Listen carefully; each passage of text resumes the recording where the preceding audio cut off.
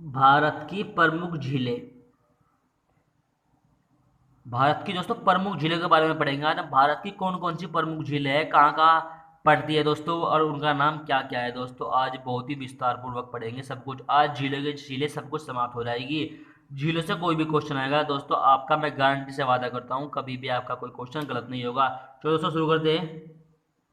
भारत की सबसे बड़ी तटीय झील, भारत की जो सबसे बड़ी है दोस्तों तटीय झील कौन सी है, वो छिलका झील है। ये दोस्तों कहाँ पर पड़ती है, ये उड़ीसा के अंदर पड़ती है। भारत की सबसे बड़ी तटीय झील कौन सी है दोस्तों, छिलका झील। मीठे पानी की सबसे बड़ी झील, मीठे पानी की सबसे बड़ी झील वूलर झील है दोस्तों। ये कहाँ पड़ती है, जम्मू कश्मीर में। दोस्तों यहाँ पर अभी बात जो चल रही है दोस्तों, वो सारी की सारी बात चल रही है भारत के बारे में बात चल रही है, ना कि विश्व के बारे में। दोस्तों जब विश्व के बारे में बात आएगी दोस्तों, विश्व की झीलों के बारे में बताएंगे। अभी दोस्तों जो बताया जा रहा है केवल और केवल सिर्फ भारत की झीलों के बारे में बताया जा रहा है दोस्तों। चलो आगे बढ़ते हैं। ज्वालामुखी क्रिया से निर्मित झील, भारत की जो ज्वालामुखी से निर्मित जो झील है, क्रिया झील, वो कौन सी है, लोनार झील। ये कहाँ पर पड़ती है दोस्तों, ये पड़ती है हमारी महाराष्ट्र में पड़ती है।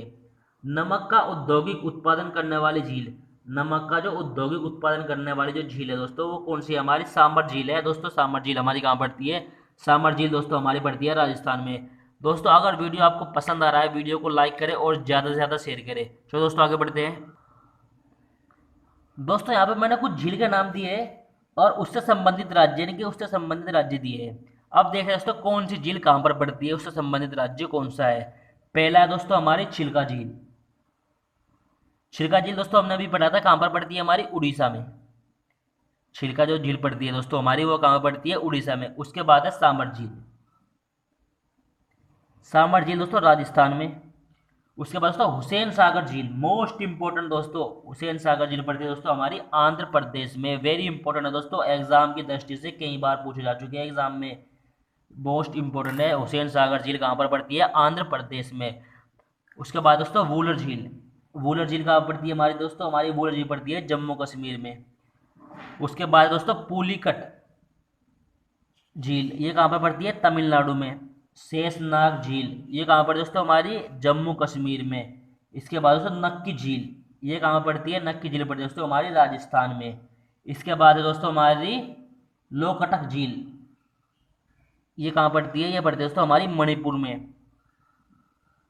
उसके बाद दोस्तों हमारी अगली झील जो है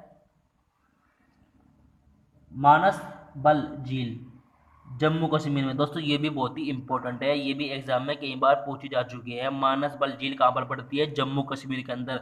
जो दोस्तों आगे बढ़ते हैं। भारत में सबसे अधिक खारे पानी की झील, भारत में सबसे अधिक खारे पानी की झील कौन सी है दोस्तों। खारे पानी की झील की बात चल रही है दोस्तों, मीठे पानी की बात नहीं।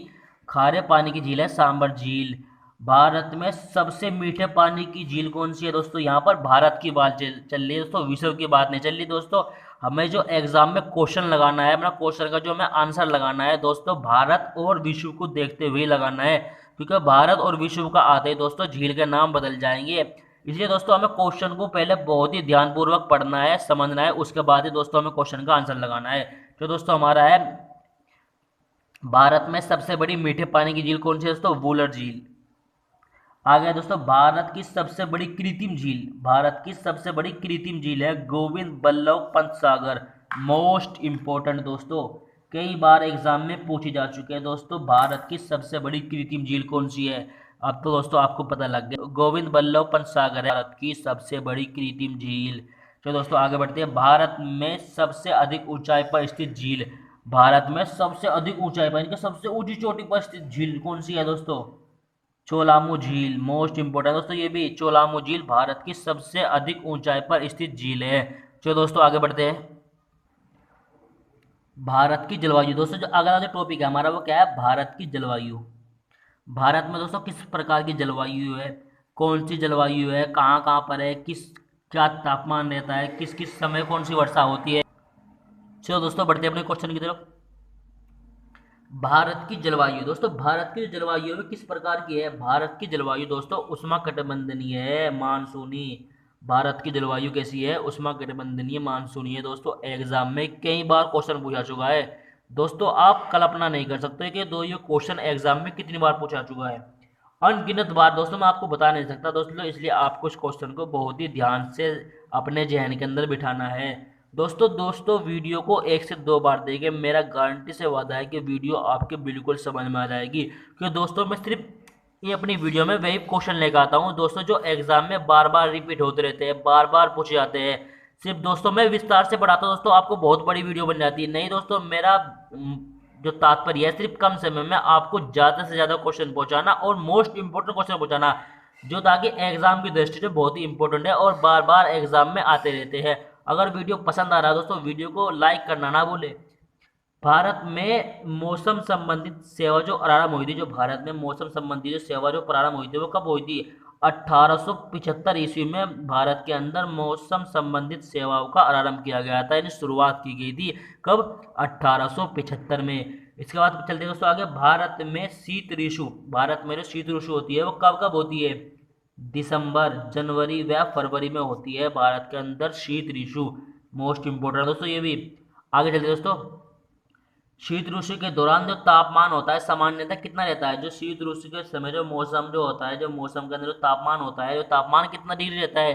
21 डिग्री सेल्सियस रहता है दोस्तों। शीत ऋतु में यानी कि दिसंबर, जनवरी, फरवरी के अंदर जो हमारा टेम्परेचर होता है, जो तापमान होता है वो कितना रहता है दोस्तों? वो 21 डिग्री सेल्सियस रहता है। जो दोस्तों आगे होते हैं। तमिलनाडु में वर्षा होती है। तमिलनाडु के अंदर जो दोस्तों वर्षा होती है वो केवल शीतकाल में होती है। तमिलनाडु के अंदर जो वर्षा होती है दोस्तों वो कहाँ होती है? वो शीतकाल के अंदर होती है। भारत में मार्च और जून के मध्य ग्रीष्म ऋतु होती है। भारत में मार्च और जून के मध्यम ग्रीष्म ऋतु होती है। तापमान बढ़ने के साथ साथ वायु दाब भी बढ़ जाता है। ग्रीष्म ऋतु में दोस्तों तापमान बढ़ने के साथ साथ वायु दाब भी हमारा घटता है, यानी कि तापमान बढ़ने के साथ साथ वायु दाब भी घटता है। भारत तो दक्षिण भारत व आसाम में मई माह में होने वाली वर्षा अत्यंत लाभदायक है। भारत में की जो दक्षिण है दोस्तों, दक्षिण जो भाग है वहाँ पर आसाम है। आसाम में मई माह में जो होने वाली जो वर्षा होती है वो अत्यंत अत्यंत ही लाभदायक होती है, इनके बहुत ही फायदेमंद होती है। तो दोस्तों आगे बढ़ते हैं। भारत में वर्षा ऋतु का जो काल माना जाता है, यानी कि जो समय माना जाता है वो कौन सा माना जाता है? जून से सितंबर के मध्य दोस्तों यहाँ पर भारत के अंदर अधिक वर्षा होती है। जो दोस्तों आगे बढ़ते हैं। आम्र वर्षा। ग्रीष्म ऋतु के खत्म होते होते पूर्व मानसून बौछारें पड़ती है। जो केरल में यह एक आम बात है क्योंकि यह आमों को जल्दी पकाने में सहायता देती है। कर्नाटक में इसे काफी वर्षा भी कहा जाता है। अम्र वर्षा को कर्नाटक में काफी वर्षा भी कहा जाता है। अम्र वर्षा से दोस्तों हमारे आम पकाने में सहायक है, क्योंकि दोस्तों केरल में दोस्तों ये हमारे एक आम बात है। केरल के अंदर हल्की हल्की सी बौछार देखी होगी आपने, मिन्नक मिन्नक सी चुन्नक चुन्नक सी बारिश होती है दोस्तों, वो क्या होती है? वह अम्र वर्षा होती है। यह दोस्तों आमों को पकाने में बहुत ज्यादा ही लाभदायक होती है दोस्तों। चलो दोस्तों आगे बढ़ते हैं। फूलों वाली बौछार। दोस्तों बारिश के भी दोस्तों नाम है फूलों वाली बौछार। इस वर्षा से केरल व निकटवर्ती कावा उत्पादक देशों में कावा के फूल खिलते हैं। मोस्ट इंपोर्टेंट दोस्तों, जो कावा के जो फूल खिलते हैं वो किस वर्षा से खिलते हैं? फूलों वाली बौछार की जो वर्षा होती है दोस्तों उससे हमारे दोस्तों हमारे क्या होते हैं?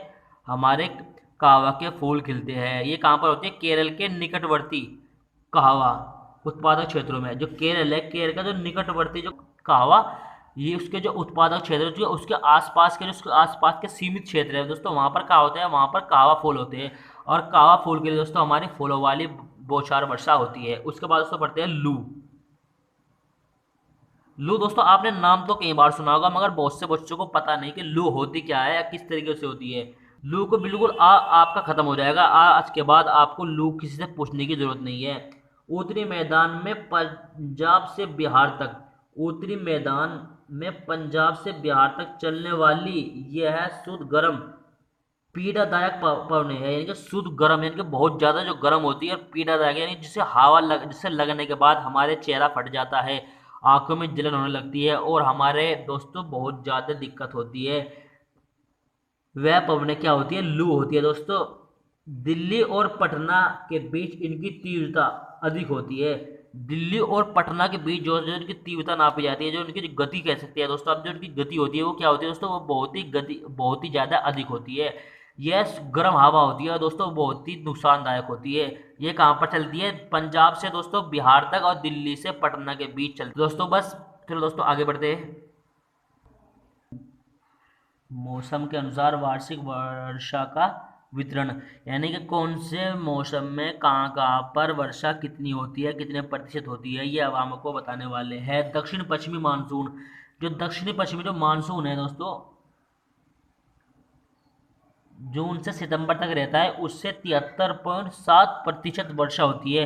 यानी दक्षिण पश्चिमी मानसून में भारत के अंदर सबसे ज़्यादा अधिक वर्षा होती है दोस्तों। जो जो सारा का सारा जो चैप्टर चल रहा है, सारी की सारी जो बातें बता रही है दोस्तों, आपको बताने की कोई आवश्यकता नहीं है। सभी की सभी दोस्तों भारत के बारे में ही बात चल रही है, ना कि विश्व के बारे में। इसलिए दोस्तों बार बार दोस्तों कन्फ्यूज होने की कोई आवश्यकता नहीं, कि जितनी भी बात दोस्तों आपको बताई जा रही है, सभी की सभी क्या है दोस्तों, ये सभी की सभी भारत से रिलेटेड है। भारत के बारे में ही बात चल रहा है, भारत का भूगोल ही चल रहा है दोस्तों। विश्व का भूगोल जब चलेगा दोस्तों आपको बता दिया जाएगा।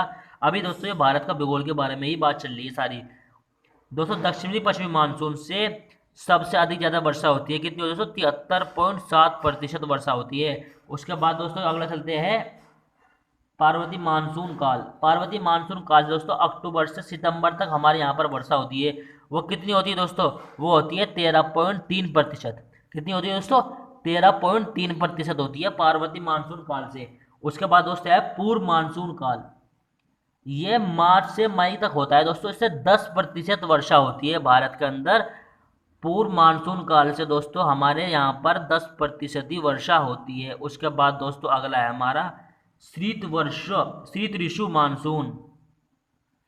शीत ऋतु मानसून जनवरी फरवरी दोस्तों यहाँ पर कितनी वर्षा होती है? 2.6% ही वर्षा होती है दोस्तों। ये हमारे पूरा का पूरा चैप्टर आपके सामने आ गया दोस्तों। इसका आप स्क्रीनशॉट ले लीजिए। एग्जाम की दृष्टि से दोस्तों बहुत ही ज़्यादा इंपॉर्टेंट है दोस्तों। एग्जाम में बहुत ज़्यादा क्वेश्चन बनते हैं मानसून से, कौन से यहाँ पर किस टाइम वर्षा होती है। आप इसका स्क्रीनशॉट ले लीजिए दोस्तों। ले लिया दोस्तों स्क्रीनशॉट? तो दोस्तों ये आज की वीडियो में बस इतना ही।